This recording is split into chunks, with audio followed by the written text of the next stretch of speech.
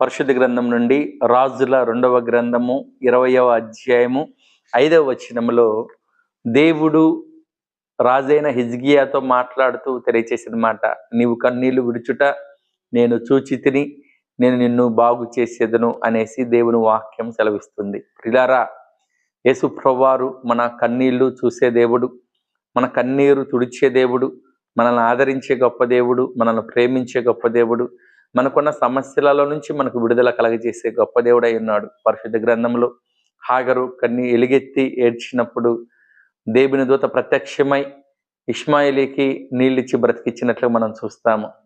అదేవిధంగా రాజైన హిజ్కియా కన్నీటితోటి ఆరోగ్యం కొరకు ప్రార్థన చేసినప్పుడు దేవుడు 15 సంవత్సరములు ఆయుష్ ఇచ్చినట్లు మనం చూస్తాము.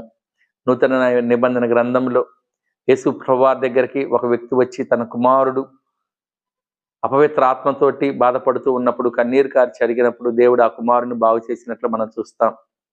అదేవిధంగా నాయని గ్రామంలో యేసు ప్రభువారు విధవరాలి కుమారుడు విధవరాలు కన్నీరు కార్చడం చూసి ఆమె ఎడల కనికరపడి ఆమె కుమారుని బ్రతికించినట్లుగా మనం చూస్తున్నాం. ప్రియులారా, యేసు ప్రభువారి సన్నిధికి వచ్చి మనం కన్నీరు కార్చి ప్రార్థన చేసినప్పుడు దేవుడు అద్భుత కార్యాలు చేసే దేవుడు, ఆశ్చర్య కార్యాలు చేసే గొప్ప దేవుడు కనుక మన ప్రార్థన ఆలకించి మనకి సమాధానాన్ని దయచేస్తాడు. కనుక మన ప్రార్థన ఎల్లవెల్ల ప్రభు సన్నిధిలో చేసి ఆశీర్వాదాలు పొందుకోవాలని తెలియజేయచ్చు. దేవుడి వాక్యమును దీవించును గాక. ఆమేన్.